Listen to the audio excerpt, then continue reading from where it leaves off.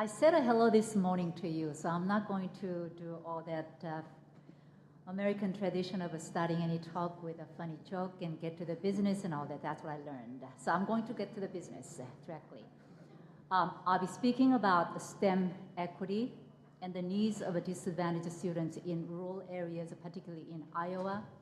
And it has been a very humbling and educational opportunity to be here to learn about the rural issues. And it still reminds me of all the lychees that I had to take out when I was working in the rice field of planting, transporting the rice plant from one to the other.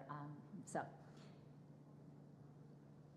I would like to start with, now, I do not claim much knowledge of Iowa or rural issues, but at least I would like to share what little I know of the national perspective of diversity and equity issues. And I commend this conference to talk about diversity and equity from the get-go of the state initiative. I would like to start with who the students are that we are serving so that we are reminded of the students who will carry the future, possibly our Social Security. Nationally, there was an article in New York Times in January, and that said, majority of US students in the nation are receiving free or reduced lunch. That's over 50%.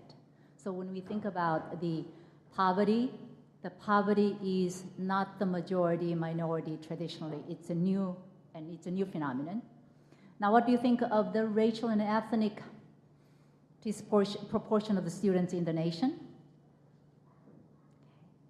And about a month later, an article in Education Week says US school enrollment hit majority and minority milestone this fall. It's a 50 and 50% in US schools.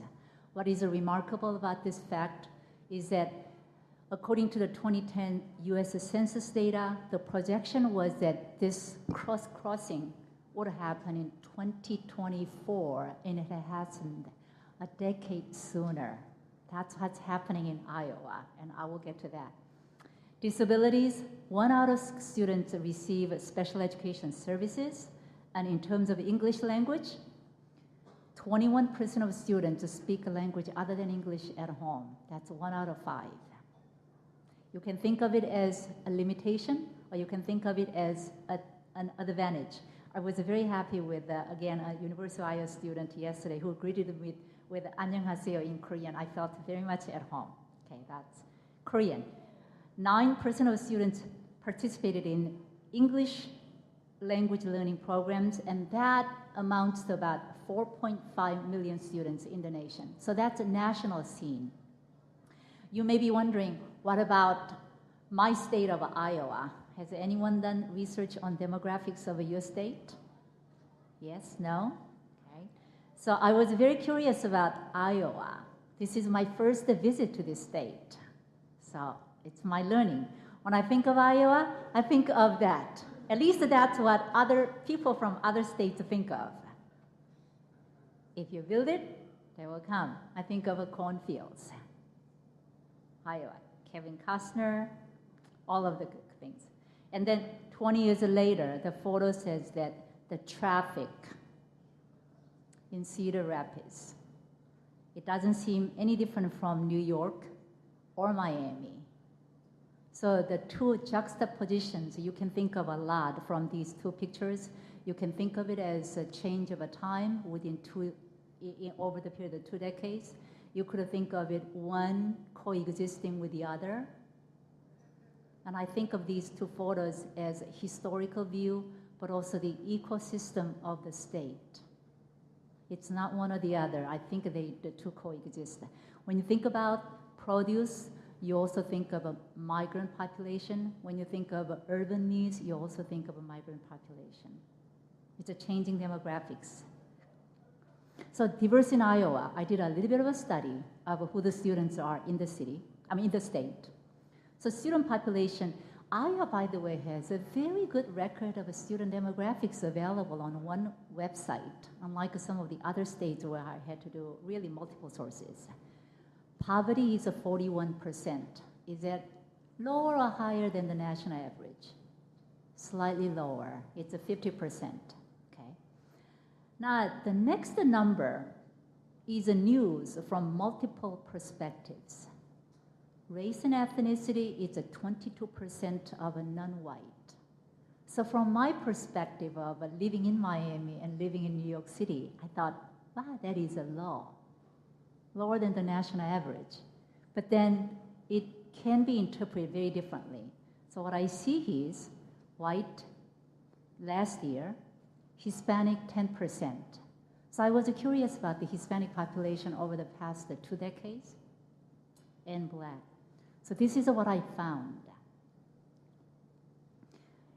About 2 decades ago, the white population was about 92 or 93%. About a decade ago, the white population was 87%. And this is 22%. It looks like that the change is increasing dramatically. The population that seems to be the most the case is Hispanic. 2 decades ago, it was only 1 or 2%. Last decade, 5%, 10%. Based on the national demographic change, it'll be in no time that it'll be 20% and 30%. You know, in a sense, having more of the student population is a good sign, meaning that Iowa has a good economy that people like to come into rather than move out of. So how would you keep them? How would you attract more, but educate them all at the same time? So I find that very interesting. Another interesting thing, so student disability is about the national average. English language learners is increasing, and it'll increase continuously. So I was curious about the general population. According to 2010 census data, it's about 3 million people. For the general population, including K through 12 student population, it's a 91% white. That means the younger generation is exponentially diverse, while the general population is the traditional. So you have this very interesting now. Then you have the rural and you have the urban. So Iowa is sort of like in the transition of many forces happening. Historically speaking, in terms of who is coming, who is not coming, which group is increasing, how you can compare in the national statistics, but just within Iowa. I would love to come back in about 5 years and see the demographics of the student population in general. Does it surprise you, by the way, or are you familiar with this statistics? Am I saying news, or am I saying everybody knows? Right. I found it really interesting. It's in terms of the changing demographics. Challenges to rural education in Iowa. So I would like to thank Mark, who shared with me of some of the issues that I did not know. Now I'm really getting the education today, and it's very humbling. So it's a declining populations, and it was very inspiring to listen to the panel of the good things that can happen in rural areas. Retention of a high school quality teachers, geographic isolation, and the programs that are hard to reach because it's so diverse, the widespread. Connectivity, you have the access, but you don't have the access and what to do. So thank you for that information about the connectivity. And then resources related to help. These are just some of the issues that I'm learning. And wow, these are, I will admit my ignorance just a little bit later. So we talked a little bit about the NGSS, and I would like to give it just a little bit of the background of the NGSS. Here is the NGSS. We talked about the practices, cross-cutting concepts, core ideas, what we call three-dimensional learning. The NGSS is really an innovation to think of diversity and equity as a key part of it rather than as an add-on or afterthought. The idea of the NGSS is that we did have a Sputnik in 1957, which was an intent to have as many scientists and rocket scientists to compete with Russia. That was a smaller number of students to compete. The NGSS was at a time when the student population was flip-flopping and changing, and it'll never come back. It'll continue to be an even more steep the line of the diversity. So NGSS made it intentional choice to think about the future of the nation and future population of the students. And that's why diversity and equity is in part and parcel of the NGSS. And I'm very grateful for the opportunity to be part of it. So here's a three-dimensional learning. And three-dimensional learning is not just a science, but it's to explain phenomena and design solutions to problems. And problems and phenomena should be local. It's something that kids care about. It's something that kids have something to talk about. It's something that kids have the knowledge to bring. It's something that students have something to communicate with their parents and communities at home. So I was thinking that instead of having molecules about that areas of something, when we design a 5th grade instructional materials right now as a part of our work, we're starting with the garbage. What is that stinking smell? Is it smell something? Yes, it is something. How do you know? We're going from there. And then pollution in the ecosystem, and that's about the local context. So we said about the three-dimensional learning. How many of you have seen three-dimensional learning and practices and all that? You don't have? Okay. Here we go. Here is a science and engineering practices. That's a dimension 1. Ask questions in science, solve problems in engineering, develop models, plan and carry out, analyze the data, mathematics and computational thinking, explain and design solutions, argument, and evaluate. So let me pick one, model. When we think of a model, traditionally, we think of cool activities like a volcano eruption. Cool. According to the NGSS, a model is not that cool volcano eruption. It's about the model of how to explain using the molecular atomic theory, where every single line, dot, the thin, thick has some conceptual meaning. It's a mental, conceptual models, and not volcano eruption anymore. That's academically rigorous. Cross-cutting concepts, so patterns, cause and effect, scale, proportion, quantity, systems and system models, energy and matter, all of that. Let me see, cause and effect. Something is causing because something happened. Cause and effect actually is also part of the literature. Give an example. Romeo did something, and as a consequence, it happens something to Juliet. It's just more than science. It cuts across.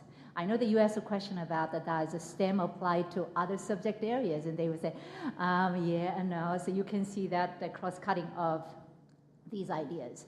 Here are the discipline core ideas that are traditionally. So when you think of a previous generation of standards, these are what standards are about. But this time, it is one of the 3 dimensions in physical science, life sciences, earth-space sciences, and engineering. I will point out just one, that when you look at PS4, you see information transfer. That's a technology. That's NGSS for the future. Kids will know more about you, about that topic than you. Life science, earth-space science, engineering. So it's a forward thinking. So given those 3 dimensions, the director of the NGSS at the time convened a diversity and equity group to address the issue. And he called us up and he said, Okhee, we do not want to have a book-length report on diversity and equity and preaching us. Instead, we wanted to see the classroom implementation so that diversity and equity is not an add-on. By the way, it's nice, but the implementation happens in the context of the diversity and equity. So we followed his wishes, 7 case studies. It's according to the NCLB groups, economically disadvantaged, which includes rural poverty. Then racial and ethnic groups, disabilities, English language learners. I was surprised to hear her saying dual language program. Girls, alternative education, gifted and talented. Let me pick just the one, for example, of how these are 3-dimensional. You can see that using models is a practice. Space systems is a core idea. Describing patterns is a cross-cutting concept. So these three dimensions are all blended together throughout the NGSS. I have to admit, and I am glad that we do have the key people from Achieve, that do you see rural education here? No. It just has not been as much of a critical part of the discussion, and this is something that we need to be very consciously aware of. So we, Peter, and we just realize it, right? Okay. So I hope that Iowa will push the issue, not only for the state, but for the national issue. Now, given those 7 groups, we decided to look into what NGSS have to offer for all the students, but we also did research on demographic groups. So you see the 7 groups there, and we looked into a large body of literature for each of the groups. And we saw some commonalities that what students should be doing to promote effective classroom strategies, what teachers can do to support effective classroom strategies, what schools can do, and the district can do, and what home and community can do to provide effective strategies. So we put all those things together into one document so that we can see the commonalities and differences. Now, based on our literature, and then based on the NGSS, we did case studies, and these cases are all very extensive. So I would like to share one case study, L case study. That's a 2nd grade English language learners in earth science. I'm delighted I picked this because it's about earth science, it's about soil. Okay. It's about soil. So developing and using models. Remember what I said about one of the 3 dimensions? That's practice. That's what scientists and engineers do. Earth's surface, that's a core idea in science. System, that's a cross-cutting concept. Body system, earth system, solar system, ecosystem, system. So the study goes something like this.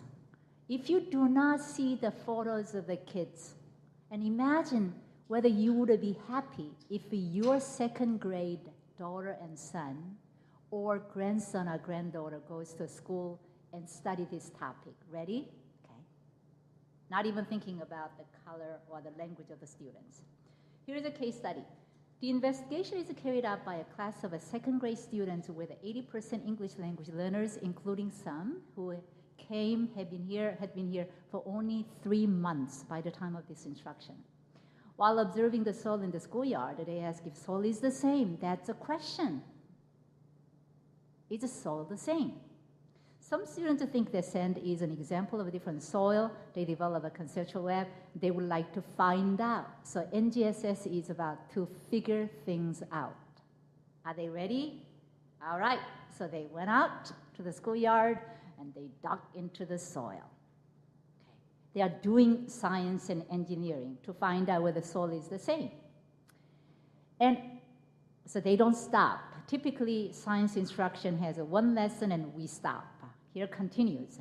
The students ask their families the question in an interview for a homework assignment. In class, they discuss the soil in the different parts of the country and home countries where they come from. A grandmother from Laos visits the class and through a school translator describes the rich soil in rice field and wonders how corn grows in the sandy soil in Wisconsin. I can relate this, the rice field, again, lychees on my legs that I remember so vividly, corn in Iowa. Here is a home language and making connections to home and community. Here is a Laotian language. Is all soil the same? It's the question to parents and families, okay? Then, how do you know? That's what? Asking for evidence. Claim, evidence, reasoning is across ELA, math, and science. Here is, how can we find out? Let's do an investigation. Now, parents, siblings, and families are involved in evidence and finding out for the question of, is the soil the same? Right? Then it doesn't stop, so it continues. Based on the evidence that soil is different around the world, the students wonder, they are taking the initiative, they wanted to know if a soil is different in the neighborhood. Using an aerial map and the topographic map, they choose 3 different locations within walking distance of the school, and they investigate whether soil is the same within 3 different walking distances within the neighborhood around the school. So the kids did not let the teacher stop. They wanted to continue. Okay. So here is a student who is using the aerial map and topographic map in the community to find out the 3 locations. What skill do you see in terms of a science connected to math, science connected to social studies? It's a part of science. They go out, they're doing field notes. In fact, you can see the notepad of gathering data. You can see 3 bottles in the back. They are collecting water sample of the 3 locations of the neighborhood. I think it's so cool, 2nd graders, just barely learning to speak English. You can see how serious they are. This is a notepad, field notes, they are taking notes. So there is a schoolyard, coniferous hill, and urban marsh. Those are 3 areas that they are studying. It's a little bit small, but the first is, the column is worms. How many worms are they? The second is a root. Do you see roots? The third is a garbage. Do you see the garbage in the soil? The other one is water. How far down is the water? And then do you have a fungi in 3 locations? So using those questions, they are collecting data across the 3 school sites in the neighborhood. They're using 11 inches, and they're describing that. Okay. The students develop expert groups, and each group works on a soil profile, 1 area in the neighborhood. So each one person, student picks 1 area and becomes an expert for each soil type. Each group investigates what makes up the soil, sand, silt, clay, and organic materials in the area, and how quickly the soil filters water. The groups present their models to the whole class. They talk about patterns they observe across maps. So when you say present their models, what practice is that? It's a practice. Do you see that? Develop a model. Are you following me so far? NGSS language, science and engineering practice of developing models. What about patterns? Patterns is cross-cutting concept. You're looking at patterns across. So you see here, practice of modeling, cross-cutting concept of patterns, and they're looking at sand, silt, clay as a core idea of a surface of the surface. Okay. Here, modeling soil profiles to explain patterns. You see the 3 parts: urban marsh, collected the data from the class; coniferous hill, from the class, collected the data; schoolyard, worms, the top layer, the data. And then the boy is pointing out, and he is describing the patterns from these 3 the data sources. He was here in the US for only 3 months, and he's describing his understanding of the patterns.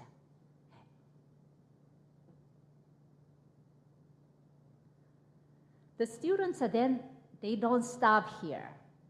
Now, what is he doing, by the way? By talking to the class, he is speaking. He is reading. He is doing English language arts by doing science, because these are all different forms. Not only that, he is also interpreting the graphics and drawings and charts as a part of written communication. Do you see that? It's a part of the science learning. They don't stop. The students are given 3 unidentified soil samples, mystery, that came from the sites within the walking distance of the school that collected. They use the models to develop now claims based on evidence to where the soil came from. evidence claim reasoning is the basic skills of argumentation, which is common across English language arts, math, and science. And it's also claim evidence reasoning, and making an argument is a business and industry school, because you have to come up with the ideas and you have to argue and you have to defend, and then you say, yes, I can defend, no, I agree with you. It's a business communication skill. That's when you need it. All right, so reasoning, that's math and that's a science and that's a practice to identify soil types looking at the patterns here. So here are 3 soil samples that the group collected from 3 different locations in the neighborhood. And she is writing. So soil is from schoolyard, and then she is writing. Now, among these 3 students, what do you see here? Not only science, but they are this time writing. They are talking in small groups. They are arguing about evidence and reasoning to come up with a group idea.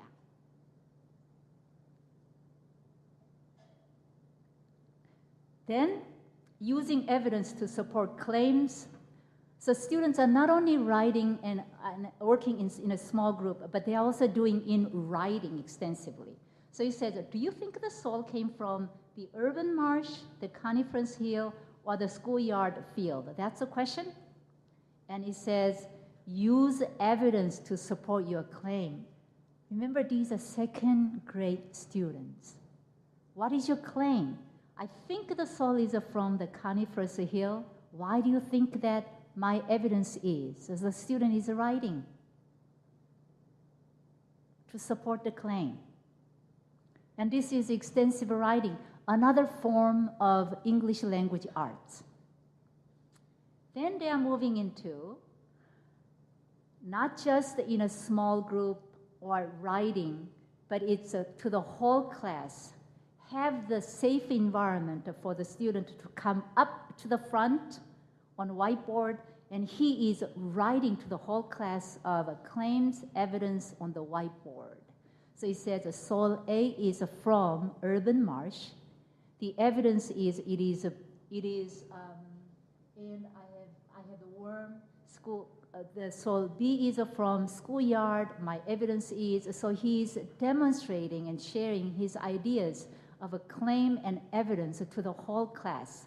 Another form of writing, this time writing not just alone in writing or small groups, but this time communicating to the whole class. It's a lot of a gutsy thing for a kid to be able to do that in front of the whole public display.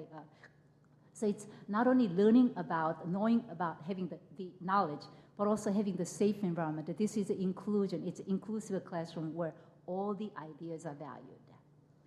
Then they wanted to know, they don't stop, they continue. It's like, what is that, the energy, but what, keep going? Okay. One of the, what's that, energy?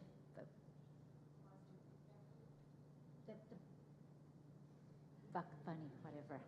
See, this once in a while, English is my second language. I'm tongue stuck, okay. One of the locations that students investigate is the mucky and smelly soil under a highway, urban marsh. It has a lot of trash and sand in it. They argue that the trash ends up in the soil because of the wind blowing the trash there, and the sand is washed into the soil from the highways. The students care about the soil because this is right next to the apartments where many students live. Now they see that this is unfair. So this finding leads a student to consider solutions to this problem. And when you say solution to a problem, this is engineering. They would like to find out how to solve this problem. So here is engineering solution to a trash problem. And the writing says, how can wind, and there is a drawing to support English language learners, and rain, there is a drawing to support, change the soil. And the student, you can see, when the wind comes, it pushes the trash to the urban marsh, and when the rain comes, it changes the soil. So the next question is, what can we do to stop wind and rain from changing the soil? And here is a solution to this problem. And this student wrote and drew, we can make a huge house so that the trash does not fall into this marsh area under the bridge. So there are many solutions, but this is one solution that I have.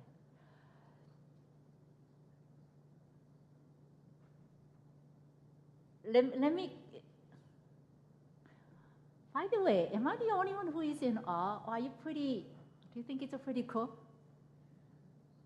If your second grade son or daughter or grandchild or grandson can do that, regardless of who they are, would you be pretty pleased with this? The NGSS potential of reaching all students. And here is one second grade class with just the majority of the students who are English language learners, and that's how it's reaching the students. So what would be the take-home message? The NGSS focus on explaining phenomena and design solutions to problems. That's one main goal of the NGSS. Students engage in three-dimensional learning by blending science and engineering practices. In this case, you saw modeling, arguing, reasoning, all those are the practices. Cross-cutting concepts of patterns, systems, those are the cause and effect of we put trash out and therefore it is polluting. That's a cause and effect. Those are all cross-cutting concepts. And then disciplinary core ideas of a soil and the differences whether soil is the same or not. By blending those three dimensions together, phenomena and problems occur in local contexts of students' homes and communities. And students use everyday language and experience to make sense of science. So I was very delighted when Jeff started with the local issues and what counts as a local issue for students and families and the community and business. So I have been thinking about our team members are a little bit obsessed with local phenomena. So given a couple of examples, let's see. In California, it is a drought.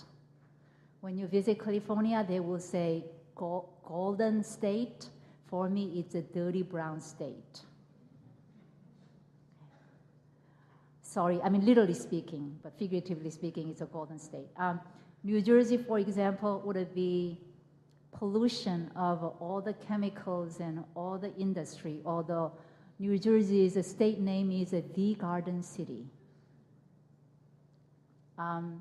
Washington is very worried, the state of Washington is very worried about the industry because of the water quality being polluted. The business is moving to Hawaii, so it's an issue. In Maine, it is fishing. I was thinking that in Kentucky, with the Kentucky Derby, it would be something about the horses and pasture. Iowa, it would be what? I think that's the question. What would be the phenomena that capture the relevance and attention and interest of the students so that they can see science as something home that involves parents and communities and siblings? So I appreciate Mark, who taught me and educated me a little bit about the issues of Iowa. Here is a question. What local community-based phenomena are meaningful for students in Iowa? The phenomena need to be student-centered based on their prior knowledge, something to talk about, based in the local context of a home and community, and it can sustain over a period of instruction so that it's not one lesson, cool activity, what next? Entertain me, entertain me, entertain me, not that. It's what is meaningful to me so I have an investment to find out why that is the case. It's putting the students to be in the driver's seat of finding out the issue. So I was thinking, for example, the trash that we are doing, trash, what is that smell? Yuck. Then it'll lead into why my parents are not doing recycling. What can we do about the recycling of the school, in our school? What can we do decompost? Then students become activists to do something better for the community. So that's the question to you in Iowa. So I did just a little bit of protect Iowa's rivers. No bees, no food. I found it most interesting. It says no bees, no pollination, no food, no corn, no, no, no, no.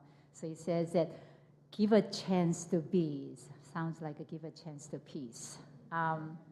Go solar, global warming solutions. So there is Environment Iowa. When you think about life science, about ecosystem, when you think about earth science, earth systems, it's all about systems and local issues of local or the earth as extension. This is from Mark, water quality and groundwater quality, food production, a lot on agriculture and technology. I find it really interesting that we have the agriculture, which is the human race, the subsistence of a human existence, and technology, the most recent phenomenon. So the past and the future reside in the same place, and that might be the solution of putting the two together. Genetically modified, again, the agriculture with a genetic modification. I should have said I visited Korea and I looked at the size of the strawberries that were like humongous like that. Well, I don't know about that. Alternative energy production and use. Corn being used for the gas, and how could that be possible? But it is possible. Corn is everywhere. How could that be possible? Personal medicine, health, research areas. Health is one of the most promising areas of industry and business, along with the technology.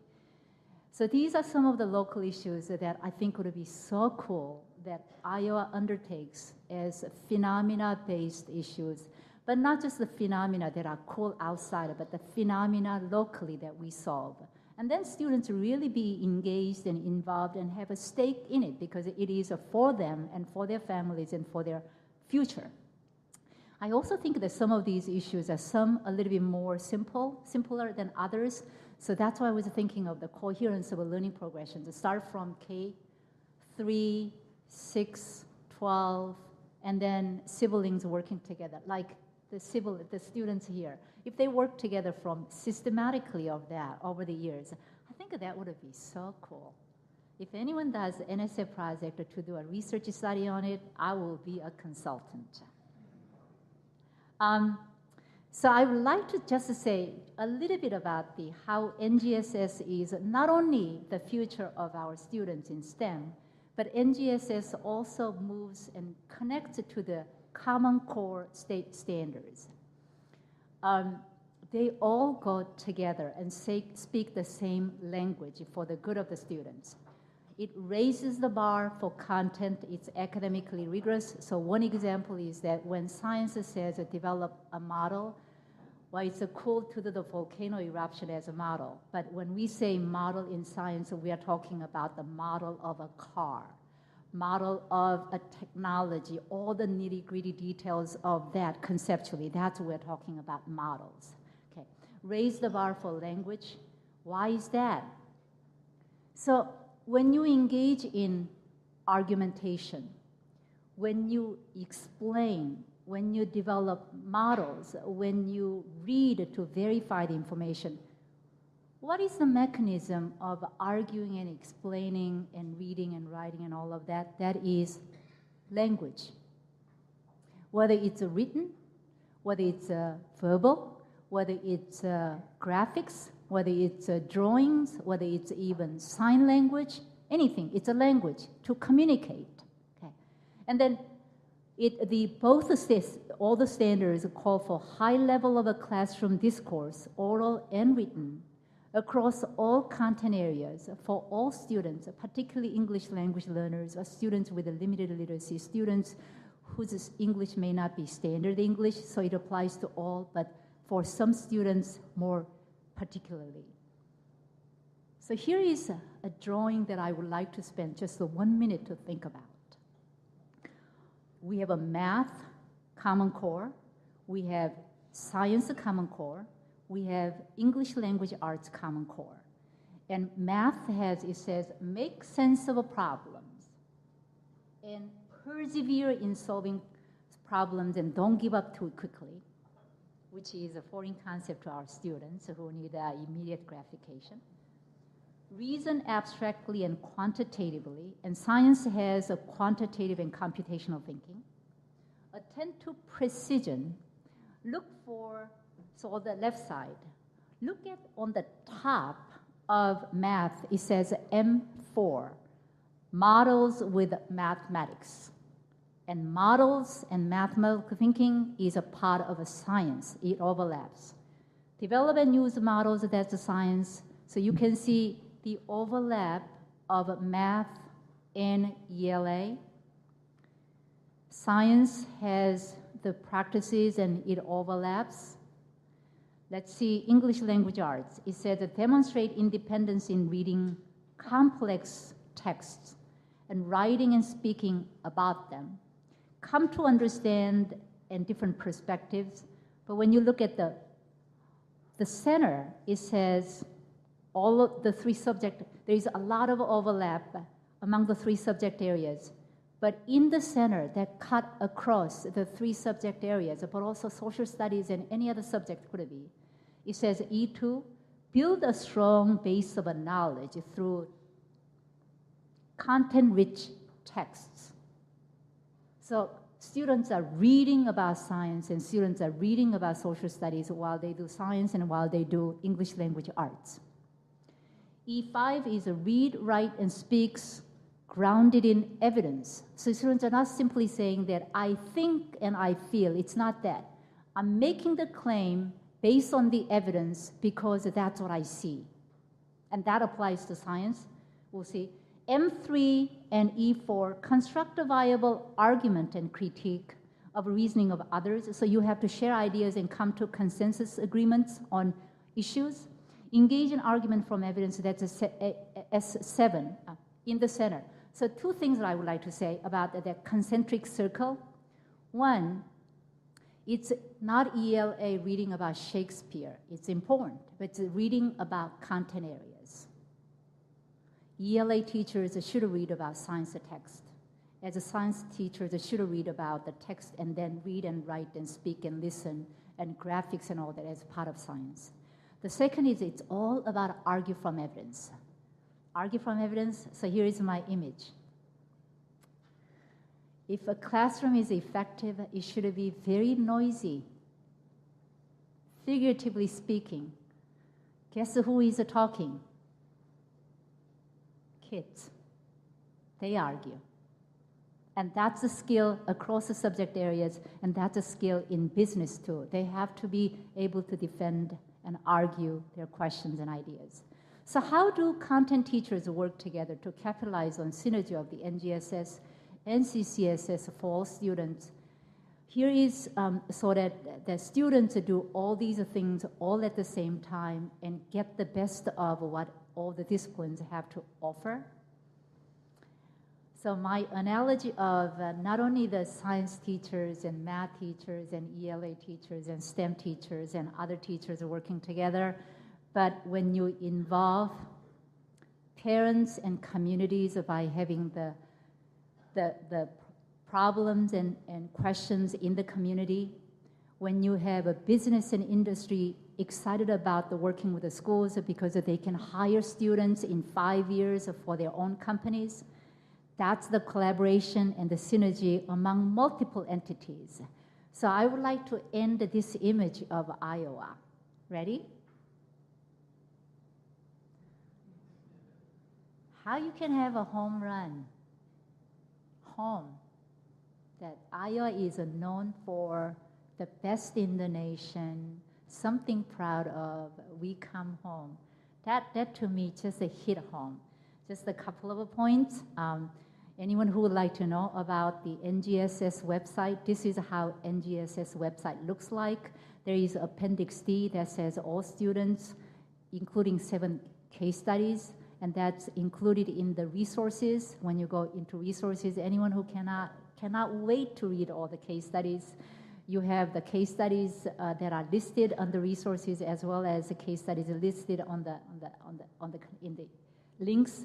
And then here is the book that we published, which is one of the most popular books. I'm doing some sales pitch, not for my royalty, but for the good of the students who will benefit if the teachers know more about how to reach all students. Any questions or comments? So diversity you've talked about is very enriching and can really fulfill the educational interests and goals throughout. But there are also challenges that come with that, particularly for small rural districts. Are there any places that you have seen that, or policies that you have seen that can really assist smaller districts with adapting to a diverse group? Is it Linda here? She's just up in the air. Okay, she said that I don't know. I see in our 7 case studies we did not include a rural education. That's indicative of the issue. Well, what about in urban areas? Because they can still have challenges with how to adapt to the 28 languages that are being spoken in Des Moines or even Iowa City or those types of things, which again bring a lot of richness but also have challenges. Okay. So I think here is the opportunities and challenges. So let me give one example since you said 26 languages. When students argue, explain, use models, it is an opportunity if it's done right. But it is a challenge if it's done poorly. It depends on how we use it. So if we do it right, then it's such an opportunity for students to be able to do all of those in science and math and ELA at the same time. So a couple of points that I would like to say regardless of is that I do hope that we have the message that we do not require students to come to science. That's all the story. We bring science to them. We need to be humble about serving the students who will carry the future and come from different demographics and then the changing demographics. Once you think that way, then when you think about the LK study, again, most of the students had been here only 3 months to a year or 2, but the level of understanding and knowledge is just like any other classroom, any other kid. So one would be local issues that kids care about, local issues the parents and the communities get involved, local issues that students have something to talk about. So instead of saying molecules, in our case, we start with the trash. Everybody has something to say about trash. And then, by the way, trash smell is something. So it's the mindset of starting from the phenomena, respecting the students' language, students' culture, students' experience, the families and parents. And we start from there. Now, it's a long way to go, but the question is how fast you can go. That's the question. The better you do, the faster you will get there. I got a question that piggybacks on that. You heard when the student panel up there, the student from West Liberty said their STEM offerings were limited, their STEM times were limited because of ESL in necessity in that school district. How do you bridge that gap and compensate for the problem that she was enunciating? If you think of that as a zero-sum game, we all lose. If you think of it as additive, adding, we can gain. So traditionally what has been done is that science, math, ELA, and English is a second language, whatever, have been all silos. It's my time, it's your time, your time. I can say personally that when I first started doing my work for diversity, particularly English language learners, and I would give a talk and I would have only 5 people in the audience in science, because the science teachers thought that it's not my job. When I was invited to talk to English as a second language group, I would have 5 people because they thought that science is not my job. So it's just falling through the cracks. Right now, ELA says that literacy in content areas is or should be taught. science standards say that science standards should be connected to math and ELA at the same time. Let me pitch something for Iowa specifically. Iowa for English as a second language is a part of a consortium called the English Proficiency Development Consortium for the 21st Century. And that is an initiative that is specifically targeting for English learning connected to standards directly. So it's not vocabulary or grammar or sounding like a native speaker anymore. It's about when you do learn English, you also have to learn to argue. You also have to learn to explain. So there is a whole lot more effort of converging from multiple than, so if you see one or two separate, it's a traditional approach, and I hope that you will say, no, that's not the way to do it. Actually, the state of Iowa has adopted that initiative for English language development assessment to push for much more integration. Am I responding to you? It's a traditional, yeah.